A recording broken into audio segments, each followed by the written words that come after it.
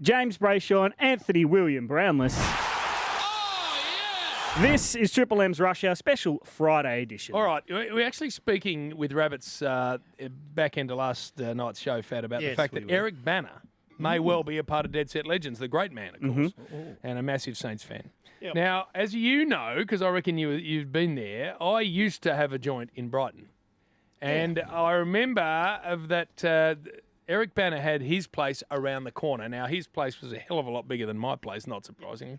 Because obviously the star of Chopper, old Chop Chop. Chop. Cash, not here. No cash. Robbo, no cash. But so he'd done that, he'd done Troy, he'd done all the big movies, so he had this whopping great big joint around the corner from where I was at that stage. Yep. And we had the two little ones, obviously Henry and Jono were older, but we had Fred and George who were only little ones. So we had this beautiful nanny called Carty Cartpos. What was her name? Carty, or Katie, but the kids called her Carty. Her brother, Sam, produced Hamish and Andy for years and years and years. Sam Capp. Beautiful family. And Carty Cartpos was our nanny for years, and as beautiful a girl as you'll ever come across. Wow. The kids loved her, still do. Anyway, so Carty Cartpos was looking after the kids. I was the only other person at home doing some work out the back. And suddenly there was a knock on the door. Ooh. Anyway, so Carty Cartpos goes to the door, and I just let her deal with it. And then she came back into the room and sat down on the couch, and I said, Cartpos, what happened?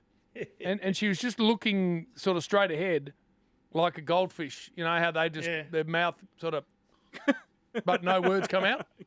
I'm like, Cartpos, what happened? And she just couldn't, she just kept looking straight ahead. It took her about a minute and a half to say anything. I'm like, I thought something was wrong. I thought like someone had been mean to her or there'd been some sort of issue at the front door. So I got up from the computer. I went and looked at her. I said, Carty, what the hell happened? And she just pointed to the front door and went,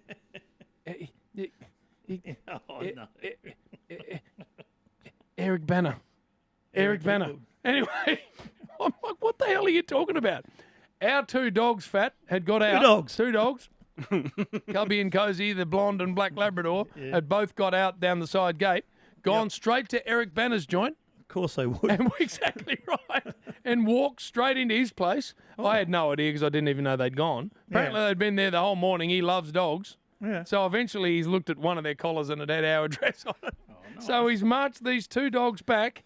And this is at the height of the whole Troy thing. So he was one of the hottest actors on the planet. He knocks on the door, confronted by Carty Cartpos, who couldn't speak to him, about him, or anything to do with him. And so apparently he tried to speak and she couldn't get any words out. So eventually he's just going, all right, well, here you dogs. She put him round the back, sat in the lounge room and still couldn't speak. Poor old Carty. That's it. Anyway, she'll be listening somewhere, Cartpos. St Kilda, nothing. Oh, no, mate. He loves him. He absolutely loves him. And the only reason I realised before then that he had a joint near to mine is he loves his cars, Fat. Oh. And I think I think he's got a vintage old Ford coupe. And you could hear the bloody thing. Because it was almost, we almost shared a back fence. And you could hear this car because it had this beautiful V8 note. But I understand, I don't know him. I reckon he came on the footy show with us once.